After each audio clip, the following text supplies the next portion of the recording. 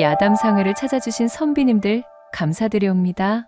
야담상회와 함께 즐거운 시간 보내시길 희망해 봅니다. 첫 번째 이야기 시작합니다. 옛날 옛적 조선의 기세를 잔뜩 받은 푸른 산으로 둘러싸인 어느 한적하고 고즈넉한 시골 마을이 있었습니다. 옹기종기 모여있는 초가집들의 부엌에서는 저마다 밥을 짓기 위해 아궁이를 떼며 뿌연 연기가 올라오고 있었지요. 반면 마을 어귀의 흙길에서는 떠들썩한 소년들의 목소리가 들려오고 있었습니다. 바로 마을의 유명한 중마고우였던 병필과 부사였어요. 이 두 소녀는 하루 종일 요란하게 마을을 헤집고 다니며 한바탕 신나게 놀고 있었습니다. 병필아, 개 섞어라. 이번에야말로 잡히면 내 녀석을 아주 혼쭐 내줄 테야. 부사가 작대기를 흔들어대며 앞서 뛰는 병필의 등 뒤를 향해 고함을 쳤습니다. 부사야. 너의 그 느려터진 뜀박질로 내 털끝이라도 잡을 수 있을 성심니? 어디 한번 실컷 덤벼봐라, 이놈. 부사의 성화에 병필 또한 질세라 부사를 놀려대며 약을 올렸어요. 저 자식이, 얌마, 너 오늘 잡히면 가만 안 놔둘 줄 알거라. 다른 사람이 언뜻 들으면 다툼처럼 들릴 수도 있는 소리였으나 같은 마을에서 한날에 태어나 형제처럼 함께 자라며 지지고 볶아온 세월이 깊었던 두 사람에게는 그저 친분을 과시하는 일종의 유의와도 같았습니다. 한참을 그렇게 동네가 떠나가라 뛰어놀던 두 사람이 숨을 고르며 땀으로 흠뻑 젖은 몸을 움직였지요. 바로 근방의 개울가로 가서 멱을 감기 위함이었습니다. 부사 이 예의도 없는 녀석아. 이 병필 큰형님께서 먼저 개울가 기미부터 하시고 나서야 들어가야지. 조그만 게 버릇없이. 어허, 형님은 얼어 죽을? 이 부사 형님께서 발에 물도 안 묻혔는데 동생놈이 건방지게 먼저 맛을 보려 하는 게야. 잠시도 입을 쉬지 않고 투닥거리던 두 사람이 희죽희죽 웃으며 개울로 들어가 몸을 축이는 사이 동구 밖으로 향하는 길쭉한 길모퉁이에서 한 소녀가 빨랫감을 잔뜩 이고 다가오고 있었습니다. 바로 두 사내 아이들과 지척의 거리에 살고 있는 동갑내기 소꿉친구 소분이었습니다. 병필과 부사의 우정만큼이나 이 소분 또한 깊은 친분을 가지고 있는 중마고우였습니다. 사내 녀석들과 같은 나이였지만 머리 하나는 쑥 올라와 있던 훤칠한 기럭지에 어른스럽고 똘똘한 소분은 마치 누나처럼 천방지축의 두 소년들을 휘어잡고 있었답니다. 콧노래를 흥얼거리며 종종 걸음으로 걸어오는 소분을 발견한 병필이 자신도 모르게 입가에 미소를 띄웠지요. 사실 그녀는 바로 병필이 아주 어려서부터 쭉 연심을 품으며 짝사랑해왔던 소녀였기 때문이었습니다. 강단 넘치고 말괄량이었지만 예쁘장하고 똑 부러지는 데다 제법 총명하기까지 했던 소분을 보고 있노라면 병필은 어느새 그녀와 혼례를 올려 오순도순 행복하게 사는 장밋빛 미래를 머릿속에 그리며 해벌쭉거리기 일쑤였지요. 역시 소분이는 언제 봐도 내 색식감으로 손색이 없다니깐. 어쩜 저리도 귀여울 수가 있을까?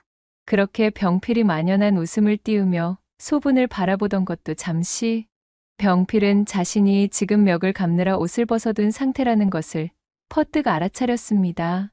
어이쿠 맙소사, 이거야 원 야단났네.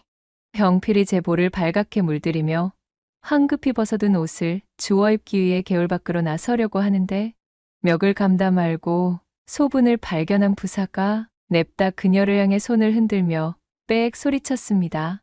어? 저기 못난이 소분이 아니야? 저 바보 같은 것이 또 하인들 몰래 제가 직접 빨래를 한답시고 저리 나선 것 같은데? 오호라, 맞네, 맞아. 야, 소분이 이 지지배야. 얘까지 빨래하러 나왔느냐? 아무것도 모른 채 신이 난 발걸음으로 걸어오던 소분이 부사의 고함 소리에 고개를 들어 그쪽을 향해 눈길을 던졌습니다. 어마마, 저 자식들이. 사내 녀석 둘이 개울가에서 멱을 감는 모습을 발견하고는 그만 화들짝 놀라 얼굴을 홍당무처럼 물들이고 말았지요. 그러나 소부는 호락호락 당하고 있을 성미가 못 되었습니다. 이내 눈썹을 꿈틀거리며 앙칼찌게 쏘아붙이기에 이르렀답니다. 야! 병필이랑 부사 이 천하의 망나니 같은 놈들아! 마을 빨래터에서 왜 벽을 감고들 난리들이야! 게다가 부사, 너 좀 가리고서나 친한 척을 해주면 어디가 덧나니?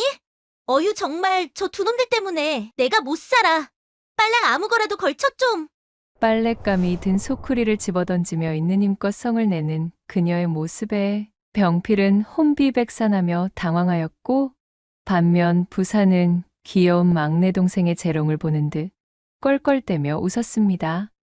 그렇게 세 사람의 즐거웠던 유년 시절이 밥을 짓는 연기와 함께 무르익어 가던 시간들이었어요. 하지만 이들을 향해 불고 있던 순풍의 방향이 바뀌며 새로운 국면을 향해 접어들 줄은 그때의 세 사람은 알지 못하였지요.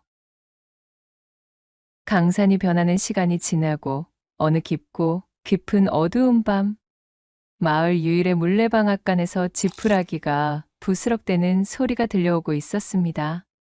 바로 소분이 몸을 움츠리는 소리였어요. 그저 왈가닥 소녀이던 소분은 어느새 어엿한 여인으로 성장했습니다. 눈매는 더욱 짙어지고 콧날과 입술도 존재감을 바짝 과시하여 제법 근사한 처자가 되어 있었습니다. 그렇게 자신도 모르는 사이 어느덧 마을에서 으뜸가는 미색으로 자리매김하여 동네 사내들의 뜨거운 눈길을 받아내기에 이르렀지요. 소분아, 오래 기다렸지?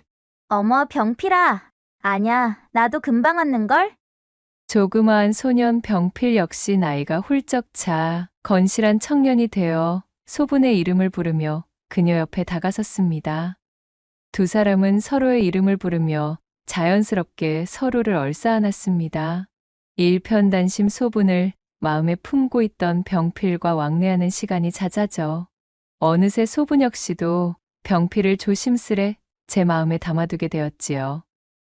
소분은 매사 진지하고 사려 깊은 병필의 듬직함이 참으로 안심이 되는 기분이었습니다. 병필아, 내 얼굴을 볼 수 있으니 나야 좋지만 너 아버님 아시면 어쩌려고? 너 이렇게 밤마다 몰래 빠져나오는 거 들키기라도 하는 날에는 아마 다리몽둥이가 성치 못할걸?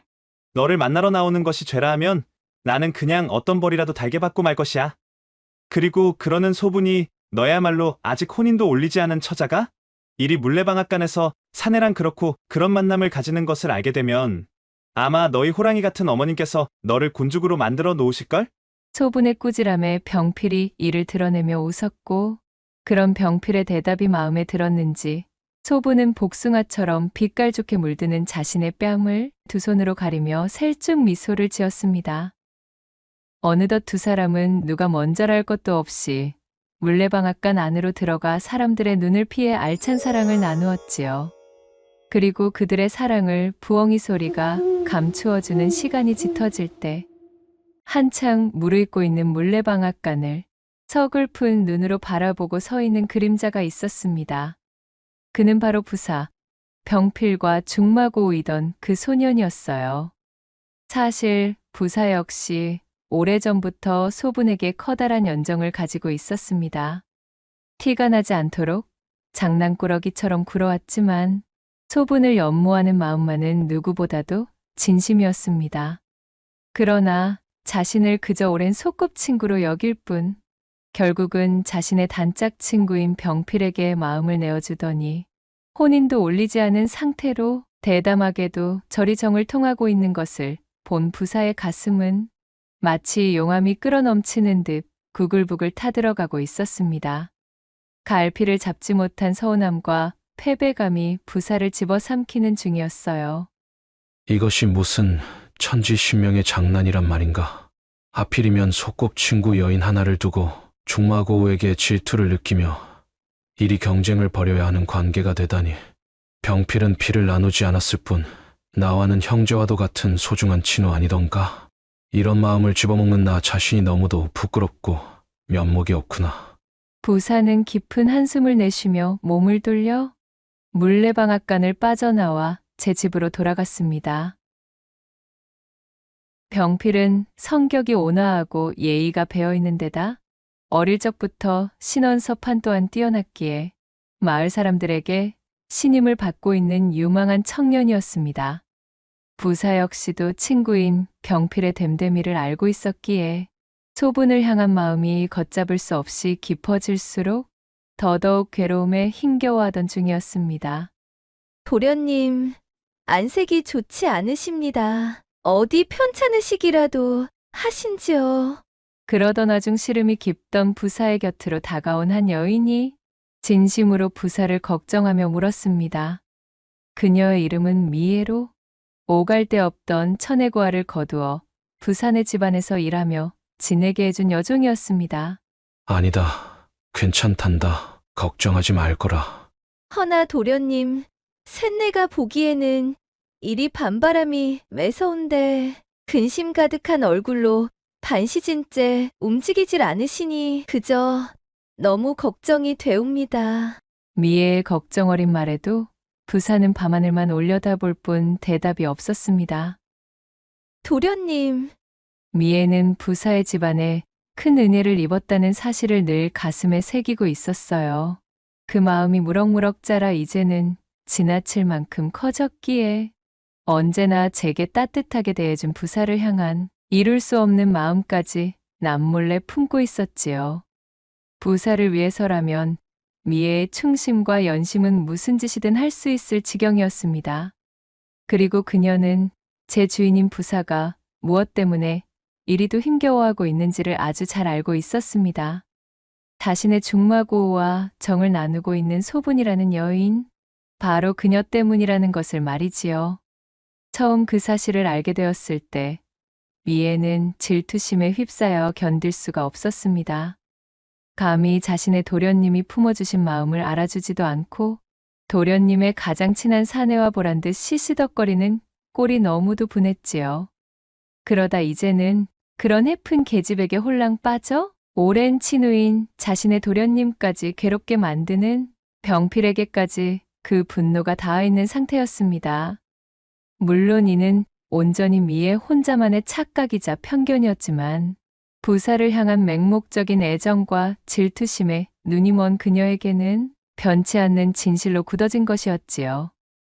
한숨이 깊은 부사의 뒷모습을 바라보며 미애는 다짐했습니다. 감히 우리 도련님의 마음을 저토록 아프게 만들다니 용서할 수 없음이야. 우리 도련님은 저리도 힘겨워하시는데 그것들은 신이 나서는 방탕하게 어울리고 있다니. 도련님을 대신해서 반드시 그것들에게 복수할 테다. 이를 갈며 서슬퍼런 눈빛을 뿜는 미애의 얼굴에서는 휘영청 뜬 밤하늘의 달빛조차도 베어낼 정도의 살기가 맺혀 있었습니다. 그러던 어느 날이었습니다.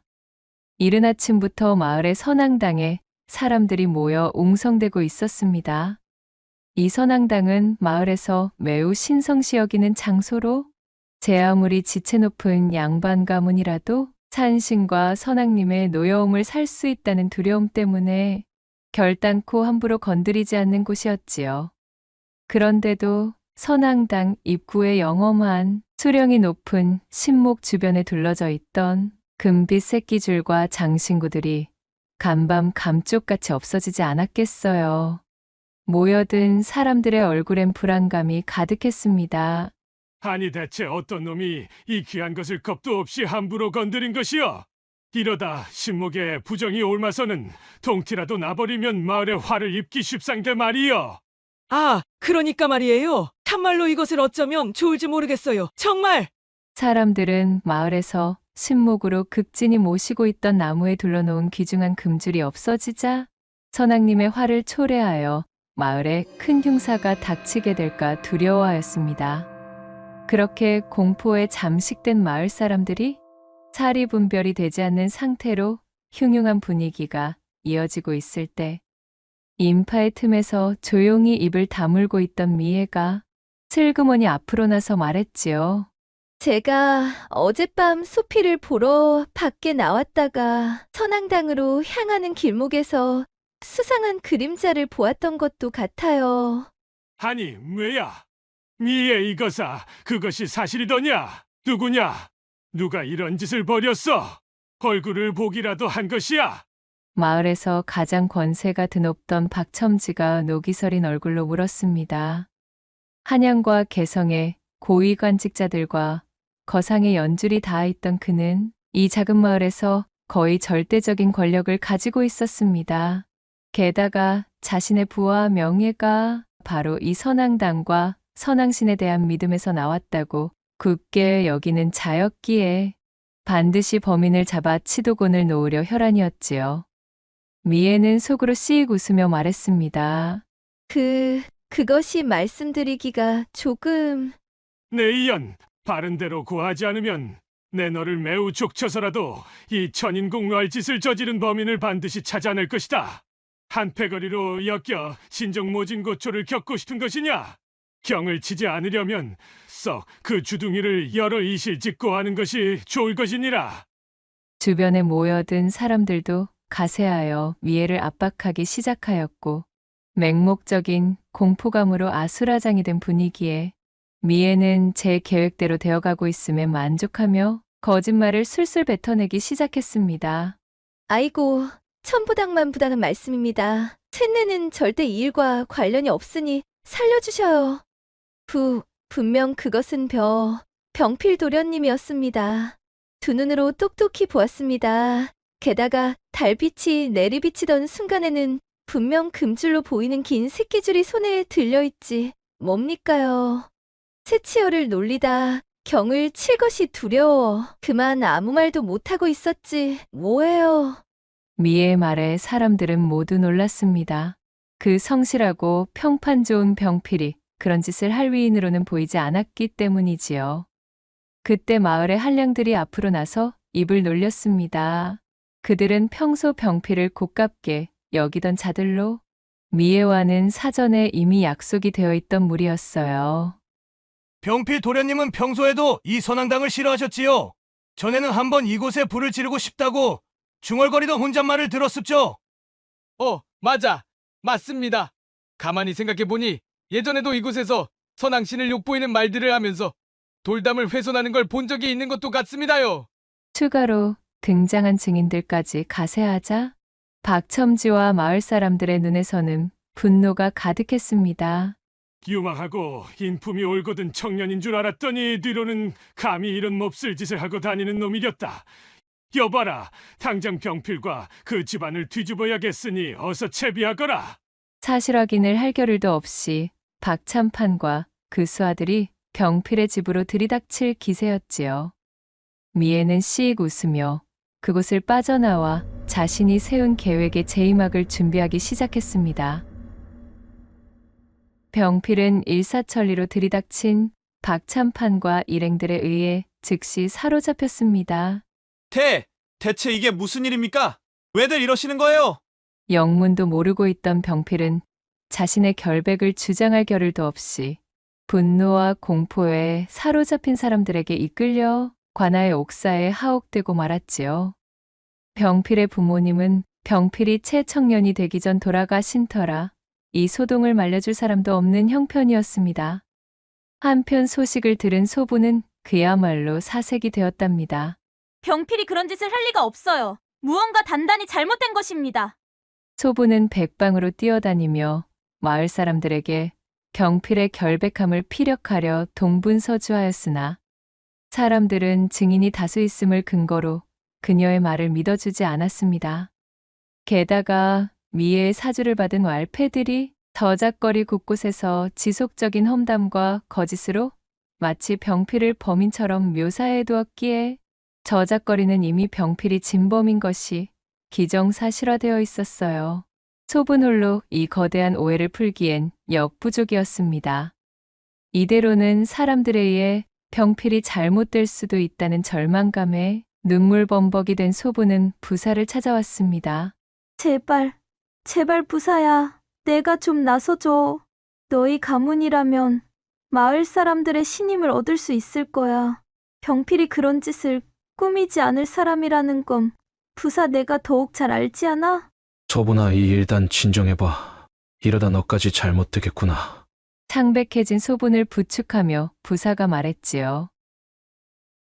부사의 눈에 비친 그녀의 모습은 턱 밑까지 닿은 숨을 헐떡이며 오로지 병필을 위해 악에 바쳐 애를 쓰고 있었습니다.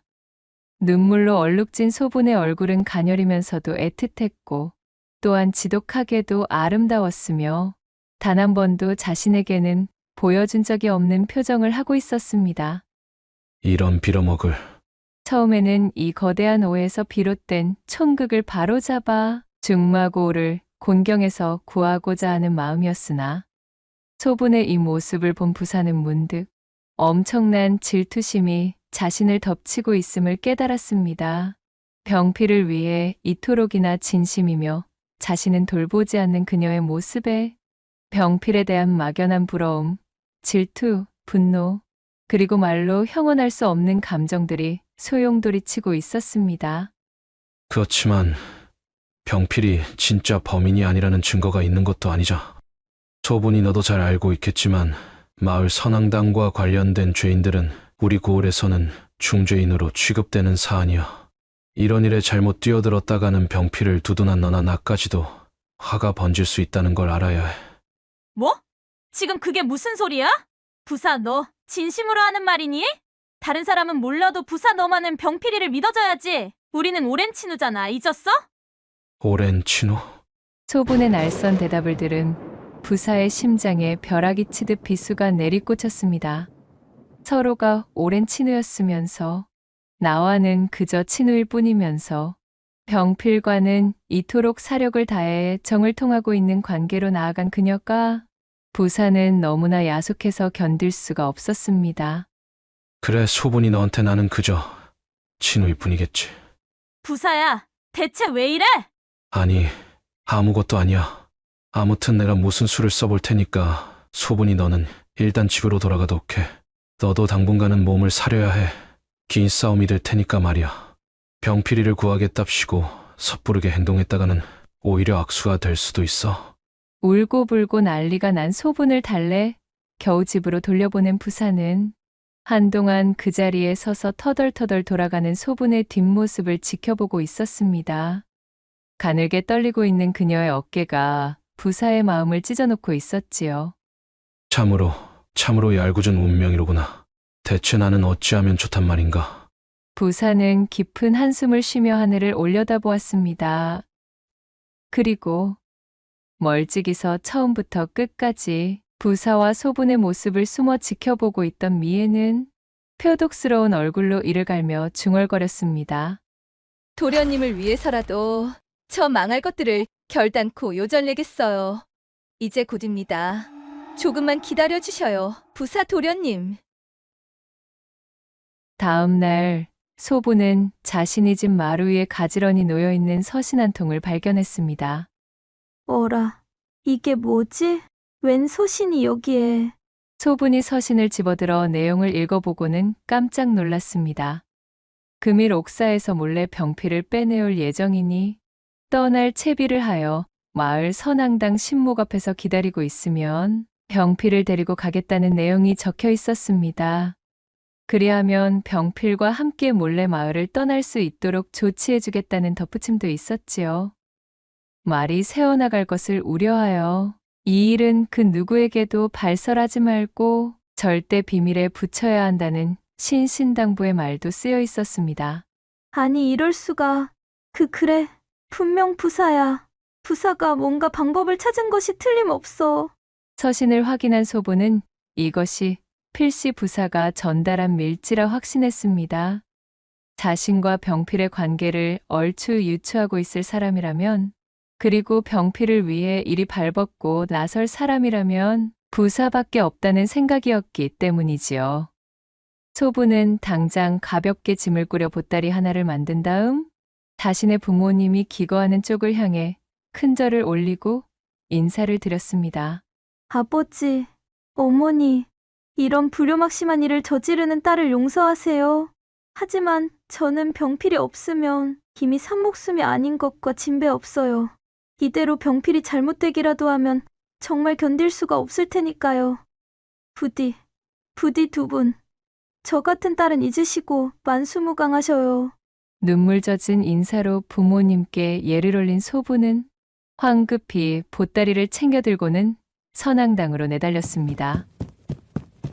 한편 소분이 선앙당으로 향한 지 얼마 되지 않아 부사 역시 제 방의 문고리에서 서신 한 통을 발견하게 되었습니다. 서신을 펼쳐 확인한 내용은 이러했습니다.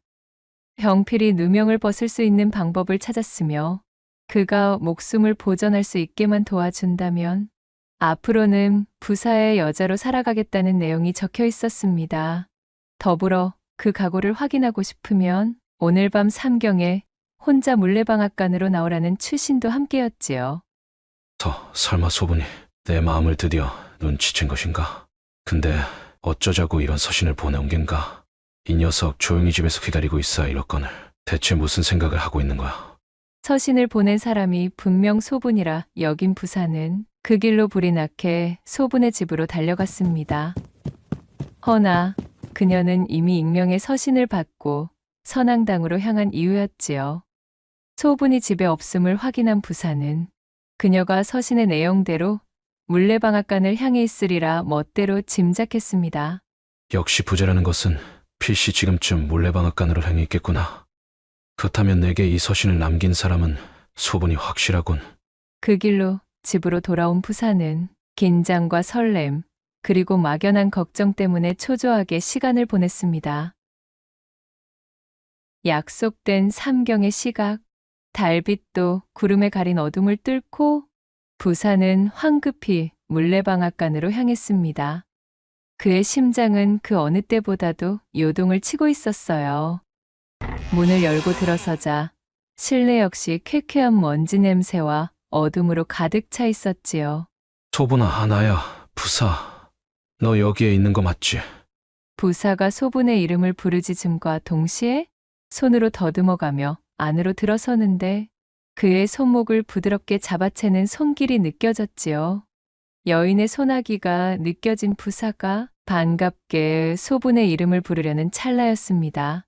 소분.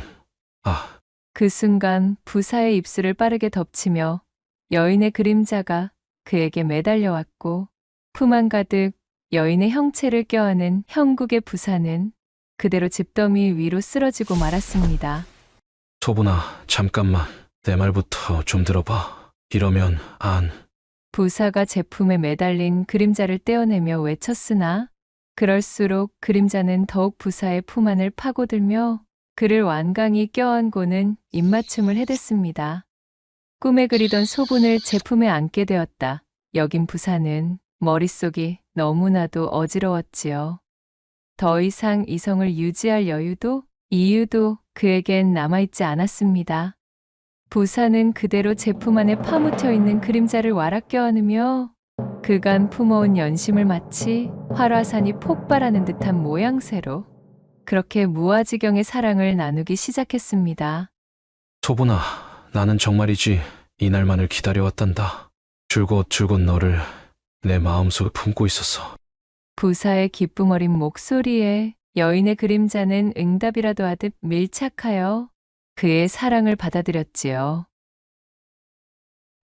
반면 마을의 선앙당 신목 앞에서는 숨을 헐떡이며 주변을 두리번거리는 여인이 있었으니 바로 소분이었습니다. 그녀는 바짝 긴장한 얼굴이 되어서는 서신의 내용대로 경필을 구출한 부사가 오기만을 기다리고 있었지요. 이윽고 저만치의 수풀에서 바스락거리는 인기척이 들려왔고 소리를 들은 소분이 반갑게 몸을 돌리며 외쳤습니다. 부사야? 부사니? 병필이는 어떻게? 그러나 반가움에 잔뜩 커진 소분의 동공을 보기 좋게 비웃기라도 하듯 그녀의 앞에 나타난 것은 경필도 부사도 아니었습니다. 바로 미애의 사주를 받아 지금까지 물밑에서 움직이던 왈패 무리들이었지요. 엄마, 진짜네? 미애 그 계집애 말 맞다나? 참말로 이 으슥한 선앙당의 겁도 없이 혼자서 나와 있구먼. 미애 그 천하의 독종이 그래도 대굴박 하나는 기똥차게 굴린다 이 말이지? 이게 도대체 웬 떡이여? 당연히 이 시간만을 기다리며 그동안 미의 그곳에 말 같지도 않은 귀찮은 부탁들을 잠자코 들어주고 있었던 것인데 안 나와 있으면 얼마나 서운할 뻔했어. 어차피 저 계집이 여기서 자취를 감춘들 지금 옥에 갇혀있는 병필이 놈과 엮일 것이 두려워 마을에서 도망친 것으로 이야기를 짜맞추면 되는 것이라고 미애가 그러지 않았는가? 그 말인즉슨 소분이 저 계집은 오늘 우리의 마음대로 요리해도 무방하다는 소리지. 그랬습니다. 이는 모두 미애가 꾸민 계략이었습니다. 소분에게 보낸 서신은 부사가 아닌 미애가 보낸 것이었지요.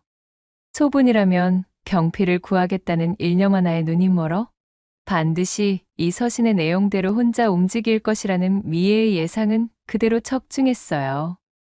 이 사실을 까마득하게 몰랐던 소분은 다급한 마음에 앞뒤 확인할 생각도 없이 홀로 선앙당 앞으로 나온 것이었습니다.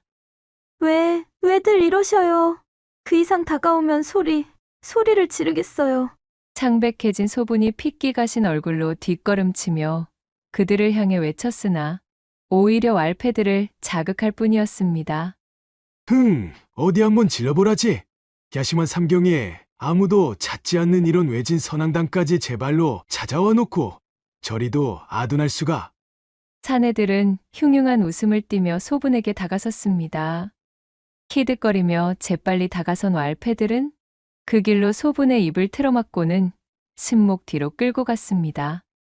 그리고는 예전부터 침을 흘리며 벼르고 있던 소분에게 자신들의 음험한 욕구를 풀어대기 시작했지요. 삼경이 훌쩍 넘은 선앙당 깊은 숲속에서는 부엉이의 구슬픈 울음소리가 소분에 찢어지는 비명소리를 묻어버리고 있었습니다. 이게 도대체 어떻게든. 물레방앗간에서의 길고 긴 사랑이 끝이 나고 충만한 기분으로 호롱을 켰으나 자신의 품에 안겨있는 여인이 소분이 아닌 자신의 여종 미애였음을 확인한 부사의 목소리가 미친 듯이 떨려왔지요. 도련님, 셋내가 드디어 오랫동안 품어오던 염원을 오늘 밤 풀었습니다. 이젠 정말이지 죽어도 여한이 없습니다요. 반쯤 정신이 나간 사람처럼 싸늘하게 웃으며 말하는 미애의 얼굴을 본 부사는 말 그대로 섬뜩한 공포를 느꼈습니다.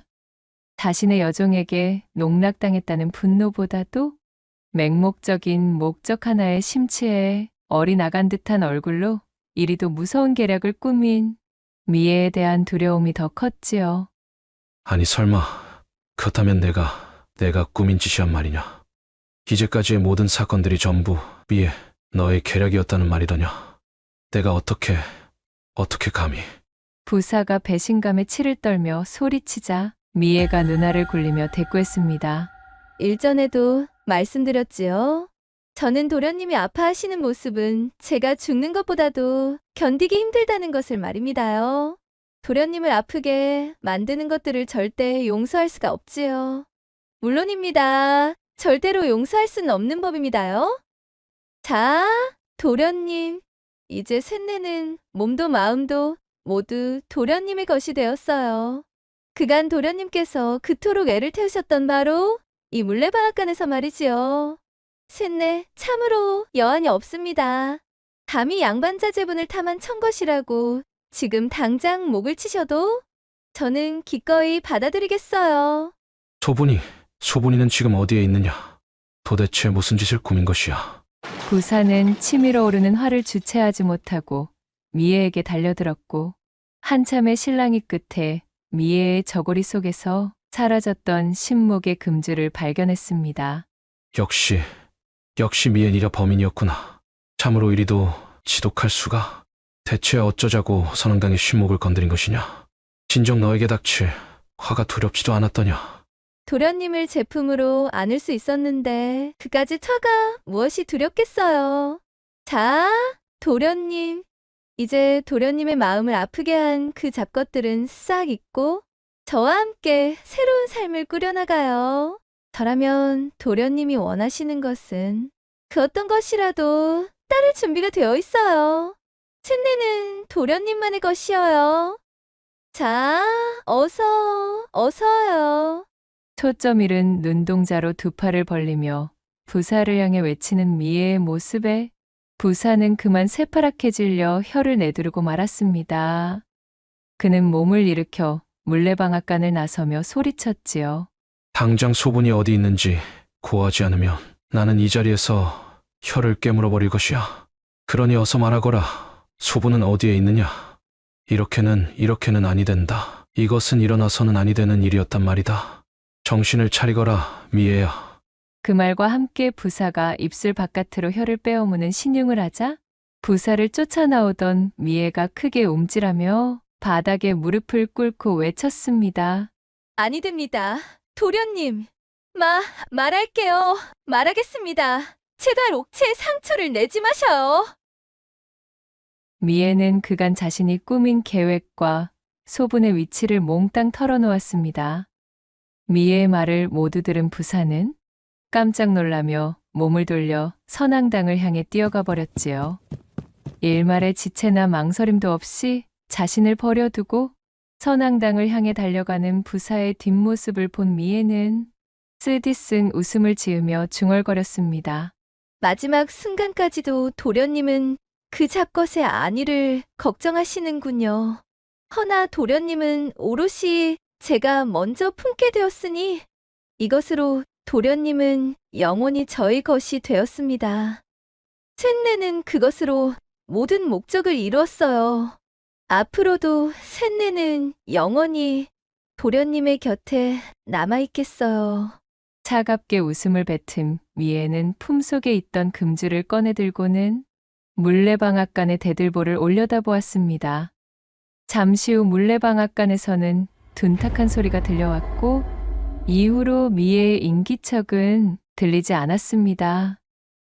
한편 부사는 선앙당으로 향하는 길목에 서서 때마침 마주친 마을의 술라대원에게 간략히 사정을 설명했습니다. 지금까지 일어난 마을의 사건에 관한 내막과 진범, 그리고 현재 선앙당에서 큰 화를 입었을지도 모르는 소분에 대한 이야기를 전해주었습니다. 자신이 선앙당으로 향하는 동안 관아에 이를 알려 관졸들과 함께 와달라 부탁한 부사는 정신없이 내달려 선앙당으로 향했지요. 제발 무사히만 있어다오. 부사는 한때나마 그릇된 마음을 품어 미애에게 속아 욕심을 부린 것으로 인해 소분에게 화가 미칠 것이 견딜 수 없이 두려웠지요. 그는 달리는 동안에도 소분이 무사하기만을 빌고 또 빌었습니다. 이윽고 선앙당의 신목 앞까지 도착한 부사가 턱 밑까지 차오른 숨을 거칠게 몰아쉬며 정신없이 소분의 이름을 불러대었습니다. 소분아, 어디에 있느냐?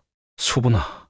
자신의 부름에도 아무런 대답도 없이 쥐죽은 듯 고요하기만 한 숲속의 스산함이 부사의 심장을 옥죄어오고 있었습니다. 그렇게 신목 뒤를 돌아서려는 바로 그때 맙소사, 이게 어찌된 일인가요? 하마터면 부사는 너무 놀라 까무러칠 뻔하였습니다. 신목의 굵은 나뭇가지들이 마치 촉수처럼 수풀을 향해 뻗어나와 있었고 나뭇가지 끝에는 소분을 헤아려던 왈패 두 사람이 마치 그물에 걸린 물고기처럼 온몸이 나뭇가지에 엮여 혀를 길게 빼물고 싸늘한 주검이 되어 있었던 것이지요. 괴이하고 흉측하기 이를 데 없는 현장의 모습에 부사는 엉덩방아를 찍고 말았고 그러다 문득 저 앞에서 정신을 잃은 채 쓰러져 있는 소분을 발견하였지요. 소분아. 부사가 기어가다시피 소분을 들쳐안으며 외쳤고 잠시 후 소분은 가늘게 눈을 뜨며 정신을 차렸습니다. 그녀의 얼굴은 창백하게 질려 있었지요. 부사야. 대체 이게 어찌된... 부사가 소분을 안아들며 그녀의 상태를 살펴보자 옷매무새가 조금 흐트러지긴 했지만 상처난 곳이나 험하게 다뤄진 모습은 보이질 않았습니다. 소분아, 괜찮니? 다친 곳은 아무 일도 없었던 게야? 분명 큰일을 당할 뻔하였는데 그 순간 신목이... 소분은 어지러워하면서도 몸을 일으켜 신목을 가리켰고 그 순간 신목의 주변에는 스산하고도 섬뜩한 바람이 신목과 선앙당을 휩쓸며 지나갔지요. 선앙당의 부정한 일을 저질러서 그만 신목에게 화를 당한 거야. 부사는 왈패들의 주검을 바라보며 낮게 중얼거렸고 이윽고 길목 끄트머리에서 횃불이 일렁이며 관졸들과 마을 사람들이 뛰어오는 소리와 함께 두 사람은 그만 정신을 잃고 혼절하고 말았습니다. 모든 내막을 알게 된 박첨지와 마을 사람들은 병필을 옥사에서 꺼내주며 거듭 사죄의 말을 전했습니다. 이거 참으로 미안하네. 정황도 따져보지 않고 이리도 엄한 사람에게 누명을 씌우다니. 네, 참으로 면목이 없네 그려. 약수하네만 사죄의 의미로 앞으로 자네들의 미래에 필요한 자금과 여타 지원을 내 결단코 아끼지 않음세. 박첨지와 주민들은 진심으로 사과의 뜻을 내비쳤고 다시 만나게 된 병필과 소부는 서로를 힘껏 껴안으며 뜨거운 기쁨의 눈물을 흘렸지요. 먼 발치에서 그 모습을 씁쓸하게 바라보고 있던 부사는 더 이상 자신은 그 두 사람의 곁에 있을 자격이 없다 여기게 되었습니다. 삿된 마음으로 소분을 품으려던 사실, 그리고 중마고우의 곤경에 눈을 감으려 했던 사실, 제가 데리고 있던 여종의 모함으로 두 사람에게 큰 고초를 겪게 했다는 사실까지, 그 모든 것들이 부사를 고통스럽게 했습니다. 부디 행복하길 바란다. 병필아 그리고 소분아. 부사는 병필과 소분의 진심 어린 행복을 빌며 그 길로 출가를 하여 속세를 등지고 깊은 산속의 암자로 들어가 승려의 길을 걷게 되었습니다. 병필과 소분은 다사다난했던 마을과 사람들에게서 벗어나 박첨지가 지원해준 금전과 인맥을 이용하여 강원도의 깊은 산골 외딴 곳에 새로운 터전을 잡고는 그곳에서 조촐하게 혼례를 올리고 서로를 위하며 조용히 살아갔지요. 한편 미애가 눈을 감았던 물레방앗간에는 꽃잎이 아주 새빨간 들꽃이 하나 피어올랐는데 아주 먼 훗날 속세를 등진 부사가 눈을 감을 무렵 그가 지내던 암자에는 이 들꽃과 똑 닮은 꽃들이 암자의 주변을 붉게 물들여 수놓았다고 전해지며 그 뿌리가 참으로 깊고 깊어 어지간한 장정들이 뿌리를 뽑으려 해도 쉽지가 않았기에 사람들은 이 새빨간 꽃을 두고 혈루아라 불렀다는 후문이 옵니다. 두 번째 이야기 시작합니다. 옛날 옛적 조선시대의 한 작은 산촌 마을이었던 병리골에서 길을 지나가고 있는 웬 선비 하나를 두고 고을 생원 두 명이 신바람 나게 수군거리고 있었습니다. 어이구, 저것이 누구신가? 우리 마을에서 가장 유명한 총각 백면 선생께서 이리도 오래간만에 행차를 하셨구만 그래. 오라! 저치가 바로 그 유명한 백면서생 협택이로구만. 기생 오라비가 따로 없을 정도로 허물거나니 거 참으로 곱구만 고아. 저리도 고아 마음에 차는 여자가 없으니 아직도 총각인가? 그들의 목소리에는 누가 봐도 아기가 가득한 조롱이 숨어 있었지요. 주거니 받거니 흥이 오른 그들의 대화는 점점 그 정도가 심해지고 있었습니다. 예끼, 이 사람 건웅이 지나치지 않은가? 하지만 말이야, 바른 말이지. 사실은 나도 궁금하기는 하다네. 사지가 멀쩡한 사내가 그래 저 나이를 먹도록 아직도 총각이라니 말이야. 우리가 모르는 어디 한 군데가 고장나 있는 게 아닌가 하는 의심이 든단 말일세. 이런 싱거운 사람을 보게나 허나 말이 나왔으니 말인데 어디 그뿐이겠는가? 벌써 6번째인가 7번째인가? 과거에 연달아 낙방하고 있다지 아마? 허참 글쎄, 그렇다는구먼. 사시사철 손에 책만 붙들고 놓지를 않는다는데 허이거야 원. 참으로 희한하기가 그지없는 일일세 그려. 으아하, 어허, 이 사람 거 지나가는 백면서생이 듣겠네 그려. 그런데 따지고 보면 사실 저 정도라 한다 하면 허심탄회하게 말해서 벼슬길엔 영 재능이 없는 것이 아니던가? 하늘조차도 저자의 벼슬을 원치 않는다고 보는 것이 타당하겠지. 이렇듯 두 사람이 배를 잡고 깔깔거리며 놀리는 상대는 다름 아닌 바로 이 병리골에서 두 가지로 유명세를 가진 선비 협택을 향한 험담이었지요. 우선 첫 번째로 협택은 백면서생으로 유명하였는데 백면서생이란 얼굴이 하얀 서생이라는 뜻으로서 바깥 활동을 일절하지 않고 오로지 집에 틀어박혀 글만 읽으며 세상의 일에 경험이 부족한 일을 뜻하는 말이었습니다. 협택은 이 백면서생이라는 말이 이토록 잘 어울리는 인물이 또 있을까 싶을 정도로 찰떡인 사람이었답니다. 그리고 나머지 두 번째로 이 협택은 곱상하고 허여멀건 외모와는 다르게 찰대로 찬홍기를 넘어 무르익어가고 있던 노총각이었습니다. 글자 나부랭이를 읊던 선비들 중 여색을 멀리하는 호인들도 있기는 한 법이었지만 이 협택은 그야말로 여자와는 손목 한번 맞대본 일이 없는 숙맥 중의 숙맥이었지요. 여자의 앞에만 서면 식은땀이 온몸을 지배하고 숨이 가빠와 호흡이 불안정해졌으며 동공은 지진이라도 난 듯 들곳을 잃어 파르르 떨리기까지 하였으니 이 모습을 알고 있던 고을의 선비들이 협택을 사내 망신은 혼자서 다 시키는 반푼이로 여기는 것도 무리가 아니었습니다.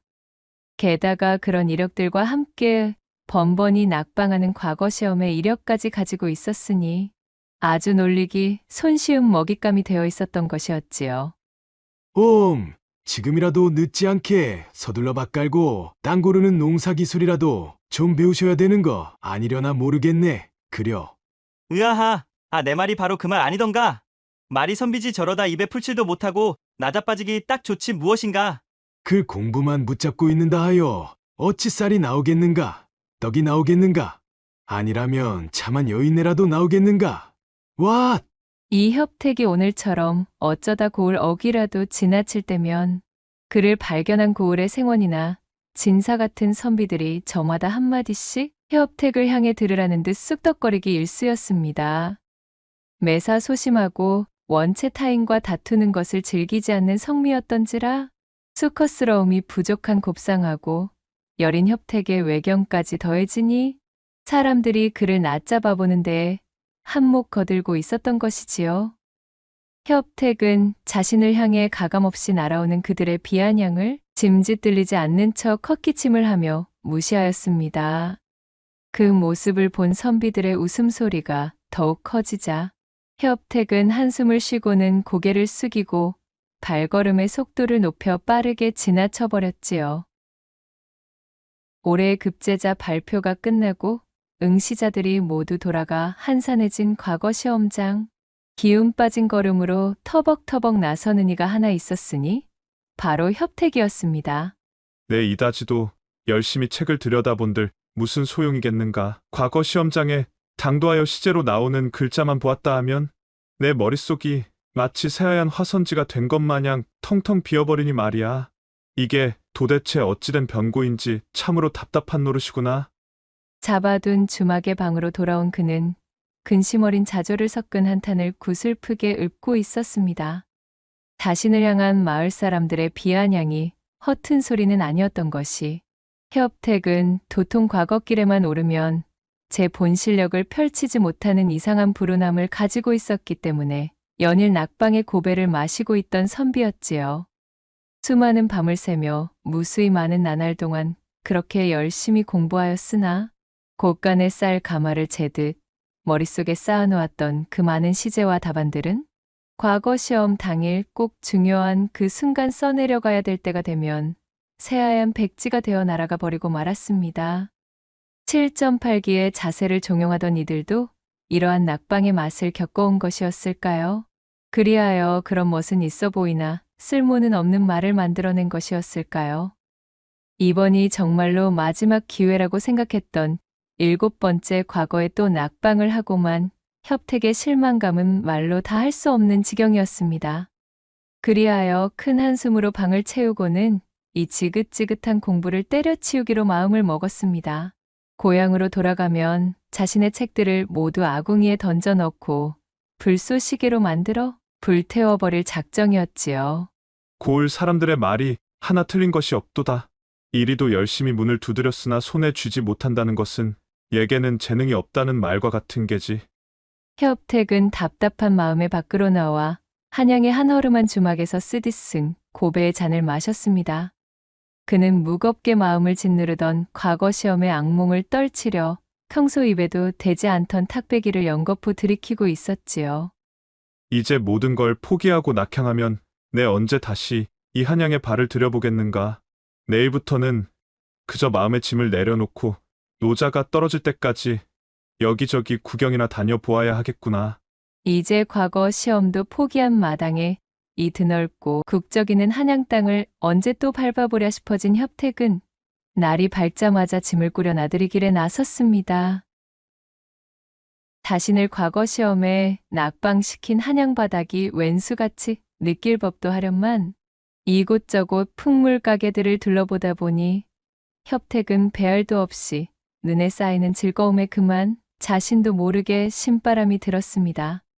그렇게 한참을 한양의 저작거리를 헤매며 나들이 산매경에 빠져있던 중 행락객들이 빠져나간 으슥한 골목에서 차림새가 허름한 초로의 노선비 한 명이 쓰러져 있는 것을 발견하였지요. 아니, 이보시오! 거기 괜찮으십니까? 정신 좀 차리십시오! 놀란 협택이 불이 나게 달려가 노선비를 일으켜 세우자 그가 기운이 쏙 빠진 목소리로 중얼거렸습니다. 먹거리가 있으면 조금만 부탁하오. 며칠을 굶었는지 기억조차 나지 않는구려. 아, 알겠소이다. 여기 저 잠시만 기다려보시오. 그 말을 들은 협택은 품 안에서 노자로 삼으려 했던 엽전 몇 입을 꺼내들어 근처의 객잔으로 들어갔습니다. 그리고는 기력을 회복할 만한 먹거리와 탁배기를 사들고 다시 노선비에게 돌아왔지요. 자, 여기 많이 있으니 천천히 들어보시오. 굶주린 지가 오래일 때 갑작스럽게 음식을 탐하면 크게 경을 칠 수가 있으니 부디 차근차근 씹어 넘기도록 하십시다. 자, 참으로 고맙소이다. 노선비는 길 한 구석에 자리를 잡고 앉아서는 협택이 내민 먹거리 보따리에서 쑥개떡을 한 점 집어들었습니다. 그것을 입에 넣고는 탁배기 호리병을 들이켜며 부지런히 배를 채우기 시작했지요. 그 모습을 보던 협택도 때마침 시장하던 참이었던지라 노선비의 먹부림을 보고는 뱃속에서 꼬르륵 우는 소리가 들려왔지요. 우렁찬 꼬르륵 소리를 들은 노선비가 고개를 들고 협택을 위아래로 훑어본 다음 말했습니다. 한양 바닥에서 저 같은 행색이 초라한 늙은이 나부레이에게 이리적선을 다 아시는 것을 보니 필시 한양 출신이 아닌 모양입니다. 그려. 어디 보자. 아, 과거 시험 때문에 한양에 당도하신 시골 선비님이시로구만. 거참으로 신통하게도 딱 맞추셨군요. 맞습니다. 본디 뜻을 펼치려 열심히 한양의 문을 두드렸으나 애석하게도 그것이 마음처럼 쉽지 않아 발길을 돌리던 참이었지요. 부산스럽게 음식을 씹어 삼키며 협택의 말을 듣고 있던 노선비가 어느새 돌아온 혈색으로 번들거리는 얼굴을 한번 쓱 훔쳤습니다. 이윽고 좀 전에 피골이 상접하던 노선비와는 달라진 눈빛으로 약간은 기이한 느낌마저 들 정도로 키득거리며 입을 열었어요. 진수가 하여 멀거너니 나쁘지는 않으나 타고난 이 기질이 담대하지 못하니 이거야 원 참. 아마도 선비님께서는 운때의 혈이 제때 돌리지 아니하여 지금까지 재미를 보지 못하신 듯합니다요. 모르긴 몰라도 선비님은 지금 여인의 품이라고는 겪어본 적 없는 노총각 일개로구먼요. 맞습니까? 느닷없는 노선비의 말에 협택의 백면서생 얼굴이 더욱 하얗게 질려버렸습니다. 아니, 그것을 어찌 아셨습니까?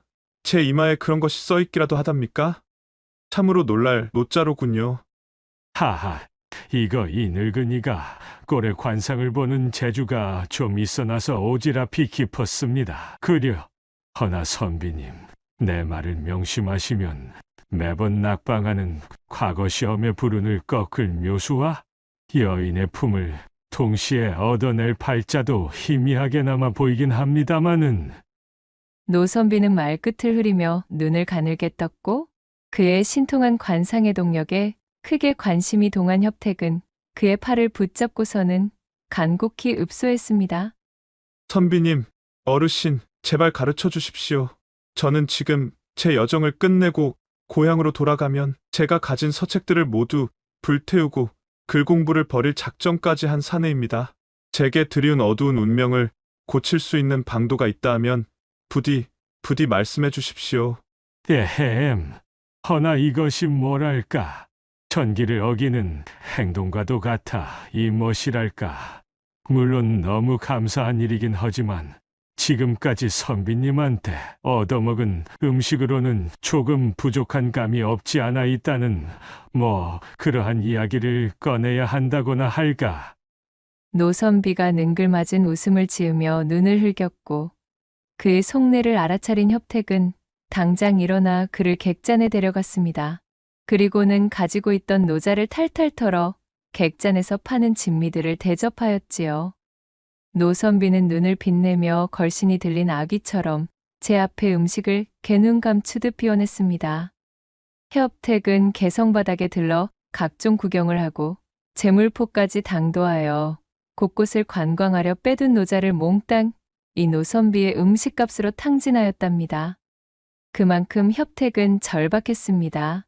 입 밖에 낸 적 없는 사실들을 줄줄 읊는 이 노선비와의 우연한 인연이 협택을 살려줄 동아줄이 될 수도 있다는 생각에 그는 앞뒤 잴 겨를이 없었습니다.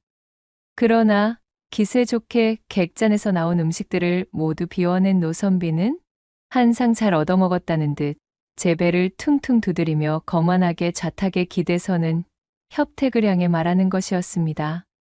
선비님의 본성 그대로, 지금까지 살던 그대로, 늘상 해오던 그대로 그렇게 사시면 되시겠다 이 말씀이지요. 그리하면 얼어붙어 있으나 온몸이 달아오른 처자와 좋은 일이 있겠소이다 그려. 노선비가 들려줄 천기누설급의 이야기에 잔뜩 기대를 하고 있던 협택은 그의 뜬구름 잡는 실망스러운 이야기에 어리둥절하여 물었습니다. 아니, 어르신. 지금까지 살아온 대로 지내라니 그것이 정령 천기를 어길 정도의 숨겨진 비법이랍니까? 요 모양 요 꼴로 지내온 인생을 좀 바로잡고자 여쭌 것인데 하던 대로 하라는 것이 대체 무슨 말씀이십니까? 게다가 얼어붙은 어쩌고에 달아오른 어쩌고는 또 뭐랍니까? 좀 더 자세한 설명과 확실한 해결책을 원했던 협택이 고개를 들어 노선비에게 따지려 들었으나 맞은편에 앉아 있어야 할 노선비는 거짓말처럼 자취를 감춘 뒤였습니다. 객잔 어디를 둘러봐도 노선비의 모습은 보이질 않았어요. 협택은 제가 가진 노자를 모두 털어 노선비에게 값비싼 먹거리들을 접대하였음에도 손에 쥔 결과 없이 그저 한양서 눈뜨고 코를 베었다는 생각에 허탈하여 쓴웃음을 터뜨리고 말았지요. 헛, 나원 이거야. 신통한 관상쟁이인 줄 알았더니 시골 선비 뒤통수를 후려먹는 무전취식 사기꾼이었단 말이던가. 하다하다 이제는 허름한 노선비조차도 나의 이타심과 착한 심성을 이용해 먹는구나. 아니지. 요즘 같은 세상에 남을 위해 어질게 굴고 있는 나 자신이 오히려 바보 같은 사람일지도 모르겠군. 아주 좋은 공부를 했다 손치고 비싼 학창료를 지불하였다 여기고 말아야겠구나. 한양바닥은 역시 무서운 곳이야. 그렇게 협택은 애잔함이 묻어나오는 몸짓으로 한숨을 흘렸습니다. 이윽고 객잔에서 몸을 일으켜 굶주린 배를 움켜쥔 협택이 노신사가 남긴 탁배기가 든 호리병을 챙겨들고 천천히 객잔에서 걸어 나오자 날씨는 어느새 가벼운 눈발이 날리고 있었습니다.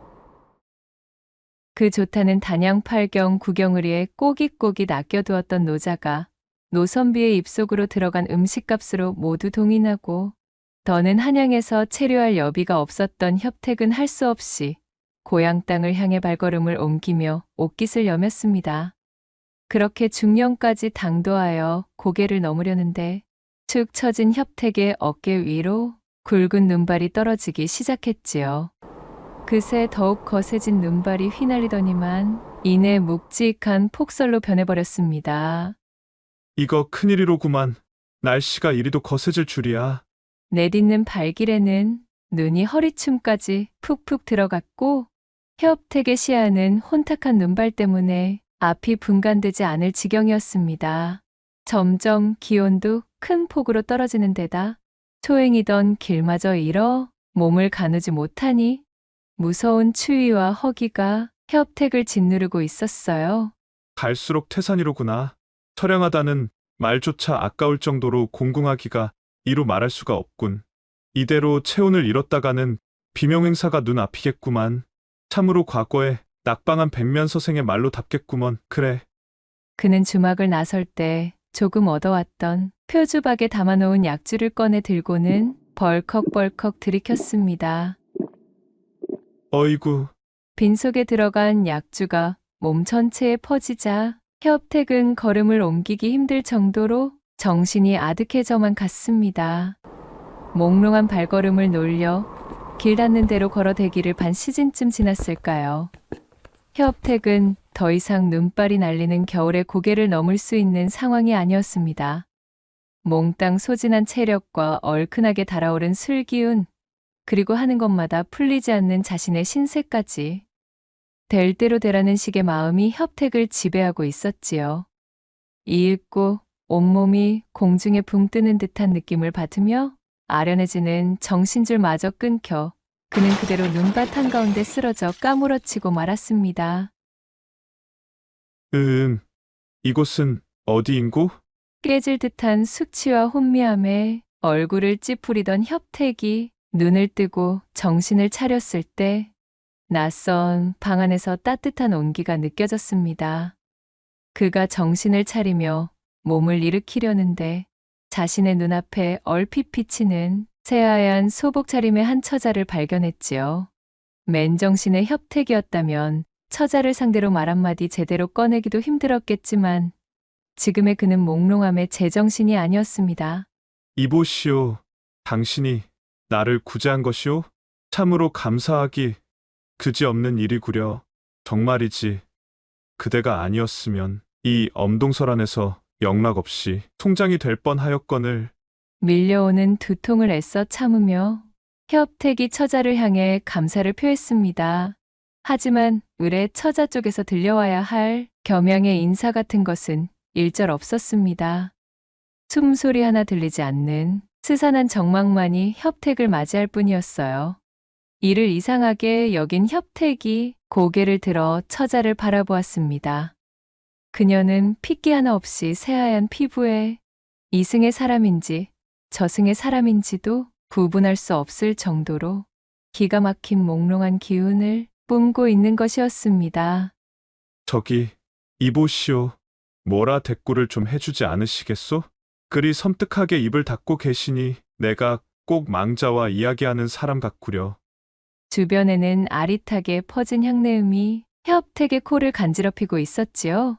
그 와중에도 여전히 아무런 반응도 없는 처자의 낯빛을 읽으려니 어쩐지 온몸의 기운이 빠진 듯한 감각에 제 뜻대로 움직여지지 않는 것이 허우적대며 물속을 거니는 느낌이 든 협택은 의아한 기분으로 생각했습니다. 기이하도다. 이것이 꿈인가, 생시인가. 어쩌면 나는 벌써 죽어 나자빠져 저승의 문턱을 밟은 것일지도 모를 일이구나. 뭐가 뭔지 알 수 없는 몽롱함에 취해 불현듯 자신의 신세가 비참해진 협택은 피식 웃으며 이 종잡을 수 없는 어지러운 상황을 그저 받아들이기로 마음먹었습니다. 바로 그때였어요. 줄곧 아무런 말도 없던 처자가 협택의 곁으로 다가오며 그의 가슴팍에 자신의 손을 척 얹는 것이 아니겠어요. 그리고는 어루만지듯이 손을 움직여 협택의 몸을 훑어나가는 것이었습니다. 처자의 손길을 받아내던 협택은 고개를 끄덕이며 생각했습니다. 자신 같은 비루한 숙맥의 백면서생에게 이리도 저돌적인 행동을 취할 처자가 있을 리 없고, 그리하여 이것은 한바탕 기이한 꿈속의 일부일 것이라고 말이지요. 이보시오, 처자. 나는 이제 모르겠소이다. 이것이 꿈이든 생시이든 이승이든 저승이든 고배만 마셔온 내 인생이 그저 우습기에 한 번쯤은 내 마음대로 해볼 작정이오. 내 목숨을 구해주셨으니 기왕 구해주신 김에 조금만 더 적선하는 셈 치시고 이 못난 놈의 이판사판을 받아주시구려. 그렇게 현실이 아니라는 확신의 용기를 잔뜩 얻은 협택은 방 안 가득 깔려있는 진한 향내음을 크게 한번 들이켰습니다. 그리고는 방 한쪽에 어슴풀에 켜져 있던 송화를 끄고 처자의 곁으로 다가섰지요. 그리하여 비몽사몽 간에 사랑을 나누게 된 협택. 한참이나 실랑이를 벌이며 얼렁뚱땅 일을 치르고 있는데 무언가 이상해도 단단히 이상했습니다. 그것 참. 이것이 무슨 조화인지. 협택이 땀이 뻘뻘 흐를 만큼 열성을 다해 갖은 음양의 조화를 부리는데도 자신의 품에 파묻힌 처자의 몸은 마치 동태 마냥 차갑기 그지없었습니다. 칼바람이 부는 얼음장에 갇힌 마냥 서늘한 냉기가 감돌고 있지 뭐겠어요. 이리도 격렬히 합판을 치르고 있음에도 불덩어리가 되어 타올라야 할 자신과 처자의 육신은 냉랭한 기운이 뿌리 박혀 좀채 불이 붙을 생각을 하지 않는 것이었어요. 그야말로 이승의 감각이 아니었지요. 두려움과 기묘함이 공존하는 합일에 마침내 마지막 순간에 당도하고는 털썩 쓰러지고 말았는데요. 그렇게 눈도 제대로 뜨지 못한 협택이 비몽사몽 간에 합판을 하고 나자 처자는 이제 그만되었다는 듯 자신의 옷가지를 주워 입고는 협택의 옷도 정성스럽게 입혀주었습니다. 비록 서늘한 냉기가 흐르는 방사였지만 다정하게 자신을 수습해주는 처자에게 끈끈한 춘심을 느낀 협택이 빙그레 웃으며 말했습니다. 보시오. 그대여. 참으로 고맙소이다. 거듭 고맙다는 말을 아끼지 못하겠소. 오늘 그대에게 받은 은혜로 내 남은 인생을 버틸 기운이 되겠구려. 협택은 몽롱함에 취해 자신이 무슨 소리를 내뱉는지도 알지 못한 채 그녀를 껴안고는 깊은 잠 속으로 빠져들었습니다. 그리하여 머나먼 곳에서 희미하게 새벽 닭이 우는 소리가 들려왔고 새아침에 동창이 밝아왔습니다. 한껏 개운해진 몸으로 잠에서 깬 협택. 이윽고 마른 세수를 하며 기지개를 켠 그는 주변을 둘러보고는 아연실색하지 않을 수 없었습니다. 자신의 품에 안겨 있어야 할 처자는 온데간데 없고 자신이 누워있던 방은 버려진 지 좋기 몇 년은 되어 보이는 흉흉하기 그지없는 폐가였던 것이지요.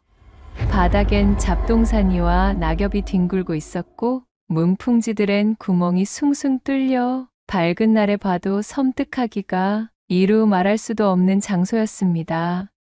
아니, 대관절 이것이. 협택은 몸을 일으켜 옆방으로 건너갔어요. 그런데 웬걸, 이게 무슨 조화인가요? 그곳에는 동사한 듯한 모양새의 시신 세 구가 멍석에 말려 놓여 있었습니다. 으아, 이것이 무엇인가? 멍석 중 하나를 들춰본 협택은 그 자리에서 엉덩방아를 찌으며 넘어지고 말았습니다. 멍석 아래의 시신은 분명 간밤 자신과 합판을 치룬 그 처자였던 것이지요. 나머지 두 구의 시신은 처자의 부모로 보이는 노인과 노파의 것이었습니다. 우악! 사람 살려! 그야말로 뒷덜미가 쭈뼛 써버린 협택은 미친 사람처럼 소리를 빽 지르고는 뒤도 돌아보지 않고 불이 나게 뛰쳐나와 미친 듯이 내달리기 시작했습니다. 차를 파고드는 한겨울의 차디찬 공기에도 온몸에서 땀을 비오듯 쏟으며 도망치던 협택. 그렇게 얼마나 달려댔을까요? 헐떡거리는 숨을 고르며 잠시 멈춰 서고는 뒤를 돌아 자신이 도망쳐온 폐가 쪽을 바라보았습니다. 한껏 땀을 빼자 비로소 머리가 맑아져 생각이 올바로 선 것이었지요. 협택은 입김이 펄펄 나오는 중령 한복판에 멈춰선 채 고개를 저었습니다. 아니지, 아니야. 내 비록 입신양명은 하지 못하였기로서니 마지막까지 이리 부끄럽게 행동할 수야 없지. 이승의 사람이었든 저승의 사람이었든 간밤 내 목숨을 구해준 존재 아닌가. 얘도 다하지 않고 내빼는 것은 금수만도 못한 처사일이라. 협택은 침을 꿀꺽 삼키고는 이내 굳게 마음을 정한 듯 발길을 되돌려 폐가로 돌아갔습니다. 그는 정성스레 시신을 수습하고는 마당에 널브러져 있던 호미 하나를 주워들었습니다. 그리고는 남양의 햇살이 잘 드는 뒷산자락으로 당도하여 눈을 치우고 구덩이 3개를 팠습니다. 꽁꽁 얼어붙은 땅바닥을 파내는 것이 여간 힘든 일이 아니었지만 그는 자신의 도포 자락이 더럽혀지는 것도 아랑곳하지 않고 열심히 땅을 파내려 갔습니다. 휴, 그래 이 정도면 얼추 되었다고 볼 수 있겠구나. 협택은 파낸 자리에 정성스레 3사람을 묶고는 끙끙거리며 땅을 덮어 봉분도 올려주었습니다. 표주박에 남아있던 약주도 한 잔씩 따르고 어설프지만 제도 지내 그들의 넋을 기려주었지요. 부디 극락왕생하소서. 내 자세한 사연은 모르겠으나 이 모진 세상 한이라도 헐을 풀어버리시고 저 세상에서는 행복하게들 사시오. 그렇게 녹초가 될 정도로 모든 일을 끝마치고 돌아오니 온종일이 걸려 또다시 날이 저물어 있었습니다. 어디 보자. 이제 마지막 일만 남았구나. 잠시 묵념하며 마음속으로 예를 올린 그는 곰방대를 붙이던 부싯돌을 꺼내 들어 처연하게 자리 잡고 있던 폐가의 불을 놓았습니다. 이로써 다른 나그네들이 홀릴 일은 없겠지. 이젠 모든 것이 홀가분하고 안심이로구나. 활활 타오르는 폐가의 불을 바라보는 협택의 얼굴에는 힘들고 지쳤지만 뿌듯한 개운함이 서려 있었어요.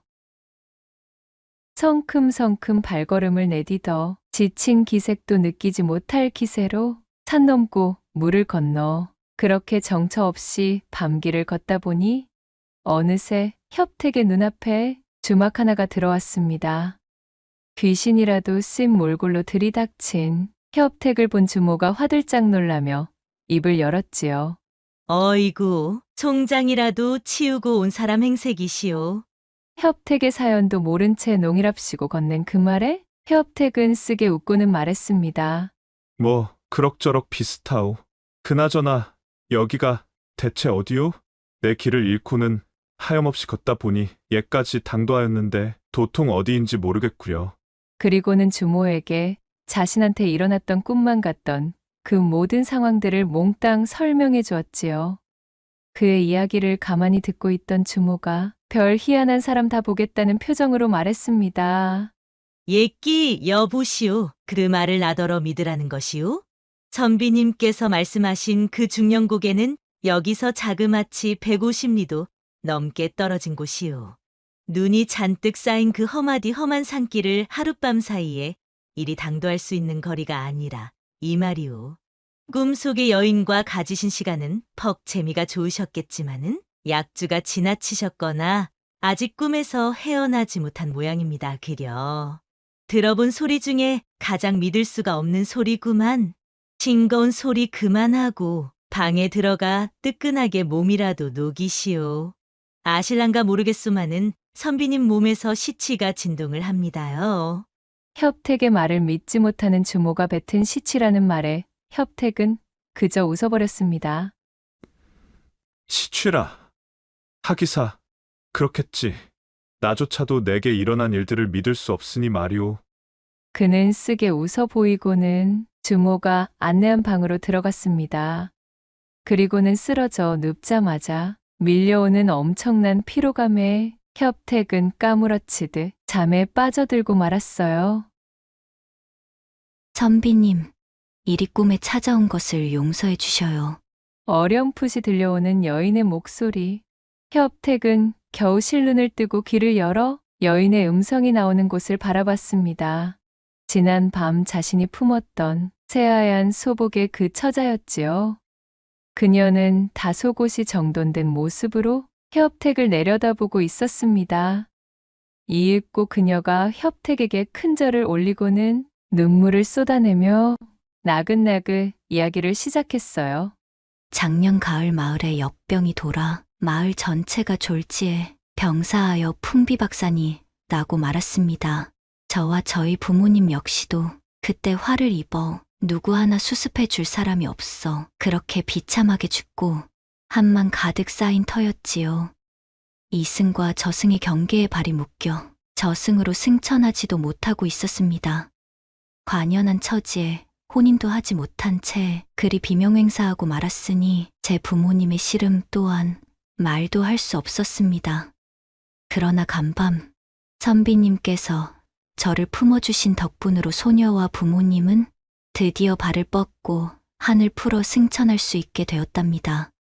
이제 이승을 떠나 원 없이 저승으로 가려 하니 가기 전 이 은혜 두고두고 잊지 않겠다는 말을 전하려 이렇듯 찾아뵈었습니다. 협택은 참으로 안타까운 그녀의 사연을 침통한 표정으로 통감해 주었습니다. 어허, 이리도 딱할 수가. 내 그리 큰일을 한 것도 아니고 여인 덕에 내 목숨도 부지할 수 있었던 바. 마음 쓰지 마시고 부디 극락왕생하시기를 바라겠소. 협택이 진심 어린 염려를 건네며 고개를 끄덕이자 처자는 밝게 웃어 보이고는 연신절을 하며 답례를 했습니다. 그리고는 입을 열었지요. 소녀가 마지막으로 한 가지 더 드릴 말씀이 있사옵니다. 부디 한 번만 더 과거를 보십시오. 글 공부를 그만두시고 책을 불태워버리실 심산이셨겠지만 마지막으로 한 번만 더 과거에 정진해 주셔요.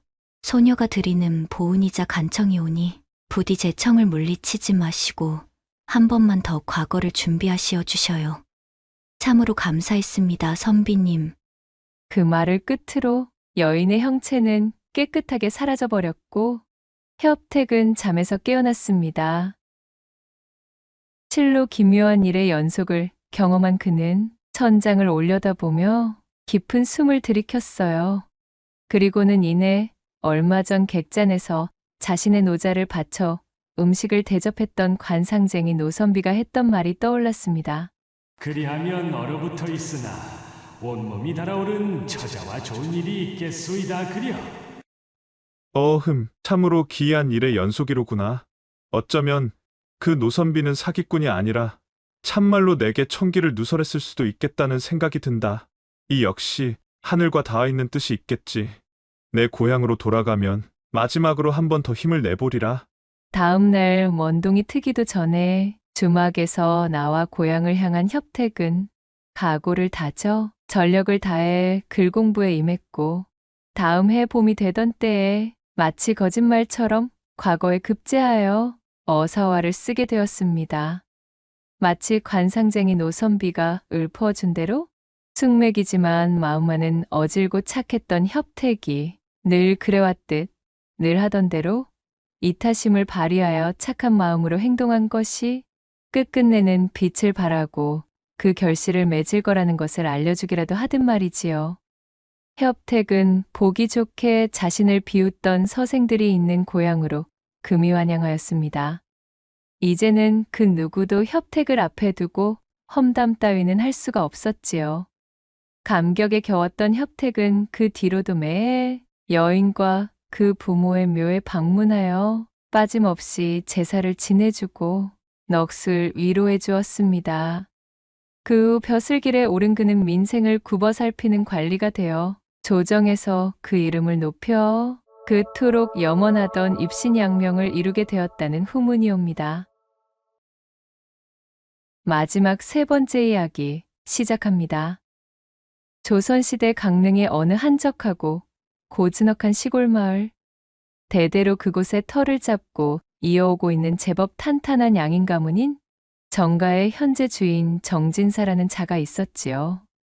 그는 강릉에서 알아주는 천하의 한량인 사내였습니다. 타고난 성미가 풍류를 즐기는 데다 배포 또한 남달랐고 집안대대로 내려온 재산도 넉넉하여 곳간이 마르지 않았으니 그는 먹고 사는 일에 걱정이 없어 얼굴에 수심 하나 찾아볼 수가 없었지요.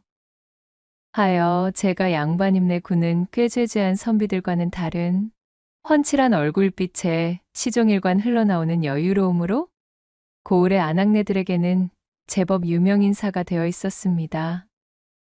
자신의 인생 전반에 걸쳐 여인네들의 환심을 사는 것에만 매진하다 보니 어느덧 청산유수와도 같은 말솜씨와 빼어난 방종술까지 차곡차곡 익히게 되어 이 정진사를 한번 겪은 여인들은 그의 끝없는 매력에 빠져 헤어나오지를 못하는 것이었습니다. 어허, 천하가 쉽고 또 쉽구나. 이거야 원, 목표라 하는 것은 태산처럼 높고 오르기가 벅차야 정복하는 맛이 각별한 법이거늘. 어찌하여 이리도 손쉬운 행보만이 이어진단 말인가? 기생집에 들어가면 치마를 두른 모든 여인네들이 이 정진사를 서로 모시겠다며 아우성이고 객실에 들어서도 버선발로 흙마당에 뛰쳐나오는 기녀들이 줄을 서는 것이었습니다. 정진사를 향한 여인들의 구애는 끝이 없어서 신분의 고아와 노소를 막론하고 정진사의 바짓가랑이를 붙잡고 늘어지니 그 무리 속에는 여승도 있고 양갓집 규수도 있고 전국을 떠도는 소리꾼에 심지어는 고위대작의 만화님까지 포함되어 있었답니다.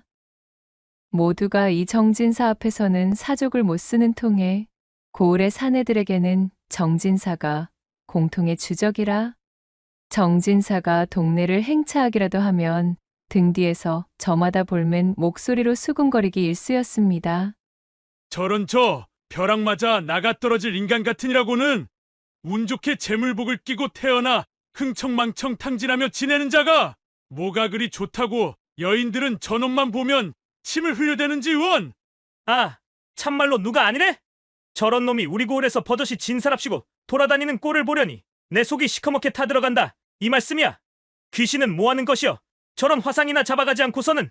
정진사는 자신의 뒤에서 수군거리는 사내들의 불만이 자신에게는 마치 훈장과도 같다는 생각에 기분이 상하기는커녕 더욱 싱글벙글 웃음을 머금으며 잔뜩 거드름이 섞인 걸음걸이를 놀리고는 마을을 돌아다니곤 하였지요.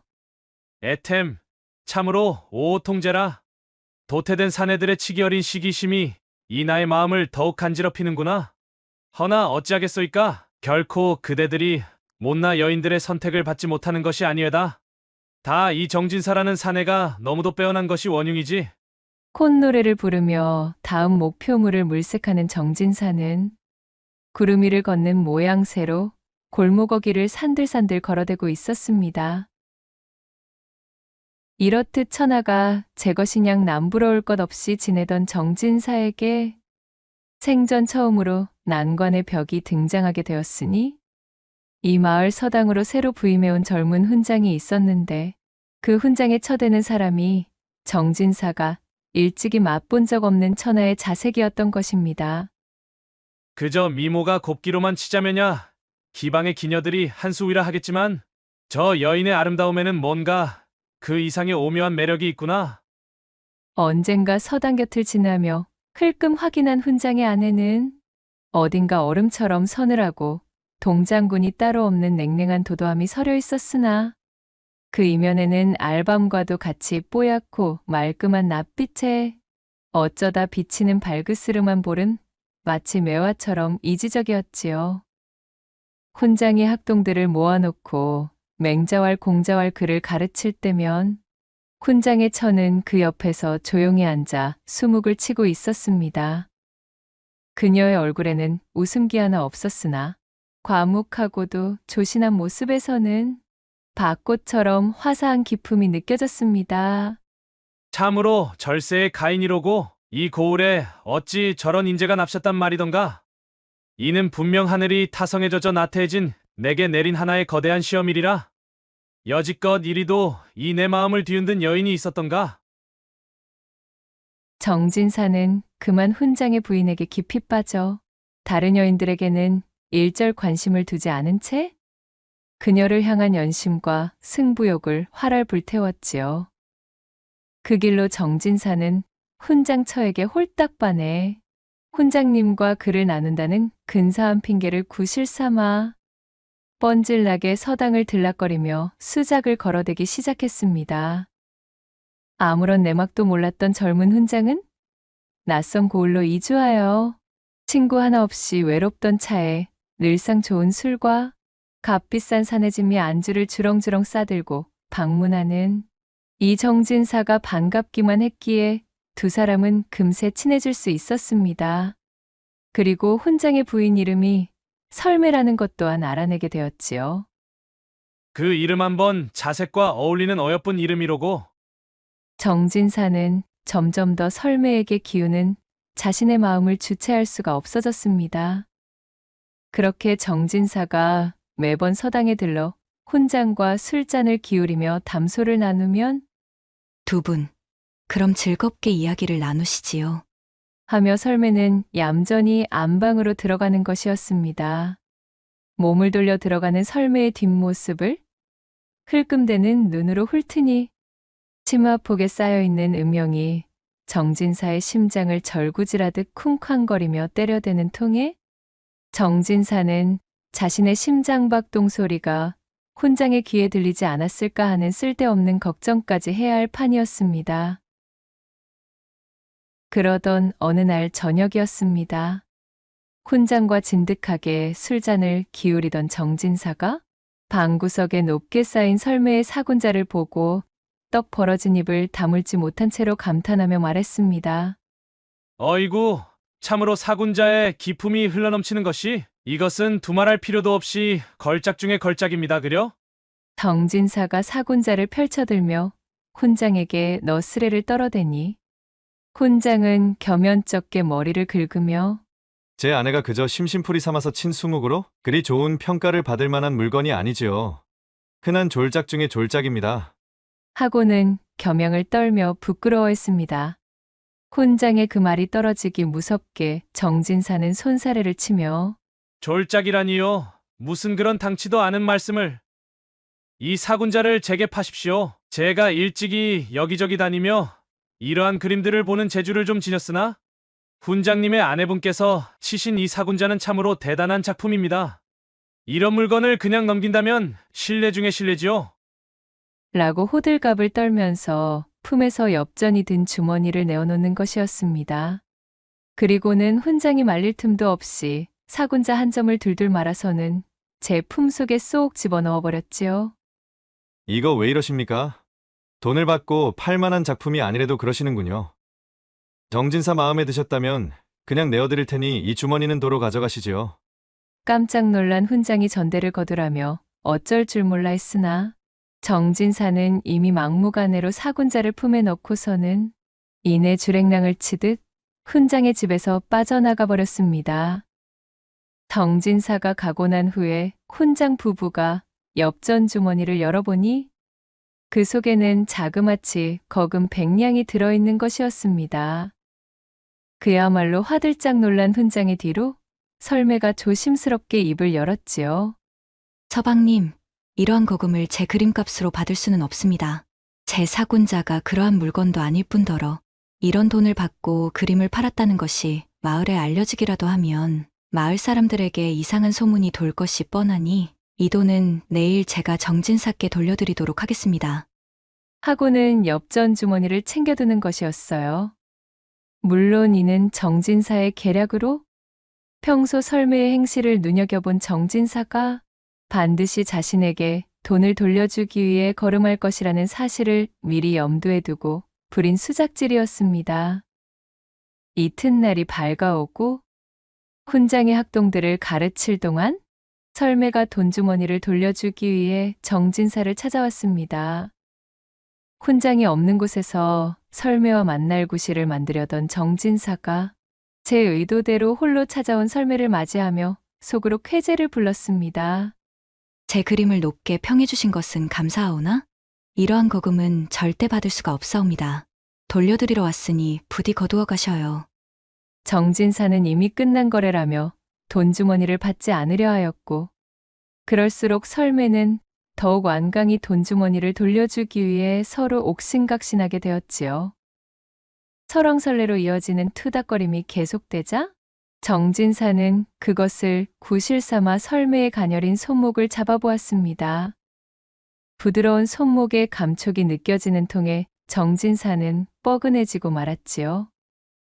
그리하여 못 이기는 척 돈을 다시 받아든 정진사는 꾸벅 인사하며 집으로 돌아가는 설매를 바라보며 헛기침을 하고는 중얼거렸습니다. 이대로는 내 마음이 달아 아니 되겠다. 내 반드시 저 여인을 내 차지로 만들고야 말리라. 그로부터 며칠이 지난 후 훈장이 친척의 상가집으로 문상하기 위해 고향에 갔다는 소식을 들은 정진사가 아무것도 모르는 척 술병과 진귀한 안주를 싸들고 서당을 찾았습니다.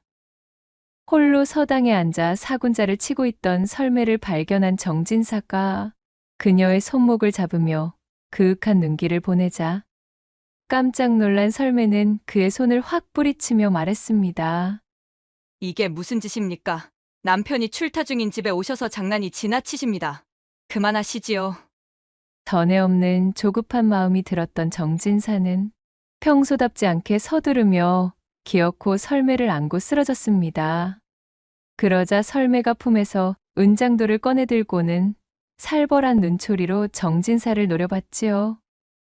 설매의 흉흉한 기백에 정신을 차린 정진사가 뒷걸음을 치며 그녀에게 사과하고는 황급히 자리를 떠났고 꽁지가 빠져라 집으로 돌아오는 와중에도 정진사는 쉽게 품을 내어주지 않는 그녀의 고귀한 절개에 다시 한번 탐복하며 그녀를 향한 연심을 더욱 키우고 말았습니다.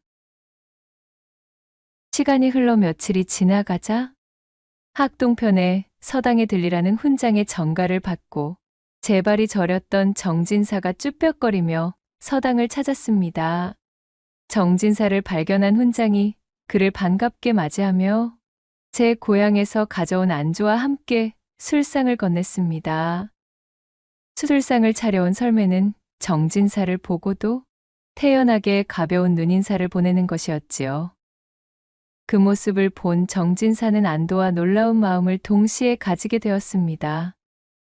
한바탕 소금 세례라도 받지 않을까 싶어 움츠러들고 있었는데 아무 일도 없었다는 듯 저리도 고고하고 꼿꼿하니 확실히 설매의 기백이 보통이 아니라 여기게 되었습니다.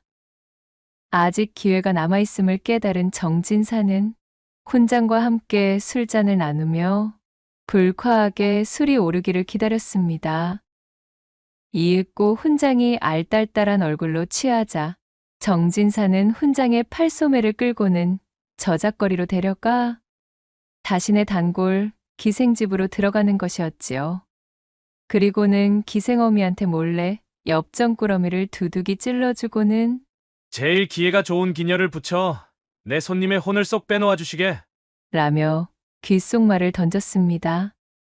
그리하여 기방에서 가장 어여쁘고 꽃갈춤이 뛰어난 기녀가 하며 인사불성이던 훈장의 손을 잡아 끌어 금침이 깔린 뒷방으로 데려가 온갖 기교를 쏟아부어 훈장의 혼을 빼놓게 되었습니다.